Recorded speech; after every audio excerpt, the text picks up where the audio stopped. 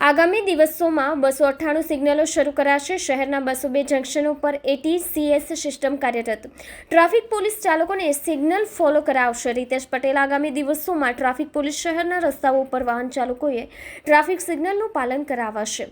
આ માટે સુરત ટ્રાફિક પોલીસે વાહન ચાલકોમાં જાગૃતિ લાવવા માટે અત્યારથી ઝુંબેશ શરૂ કરી દીધી છે. 15 મેથી શહેરના 100થી વધુ સિગ્નલો પર ફરજિયાત 20 સેકન્ડ ઊભું રહેવું પડશે. હવેથી ઝેબ્રા ક્રોસિંગ સિગ્નલ તોડશો, સીટ બેલ્ટ કે હેલ્મેટ નહીં હોય તો ટ્રાફિક પોલીસ કડક હાથે કામ લેશે. આગામી દિવસમાં જો કોઈ વાહન ચાલક ટ્રાફિક સિગ્નલ તોડી ભાગશે તો ટ્રાફિક પોલીસ તેને CCTV કેમેરા દ્વારા ચલણથી દંડની કાર્યવાહી કરશે.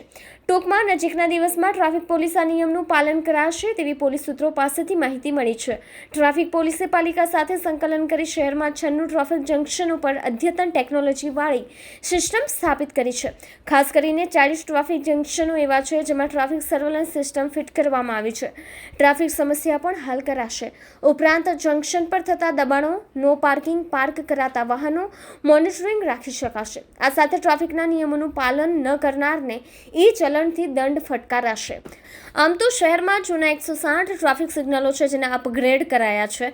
તેથી શહેરના કુલ 202 ટ્રાફિક જંકશનો પર એડેપ્ટિવ ટ્રાફિક કંટ્રોલ ટેકનોલોજીવાળી સિસ્ટમ પાલિકાએ કાર્યરત કરી છે. ઉલ્લેખનીય છે કે રાજ્યના પોલીસ વડા વિકાસ સહાયે પણ રાજ્યભરમાં ટ્રાફિકના નિયમોનું ચુસ્તપણે પાલન કરવા પોલીસને સૂચના આપી હતી.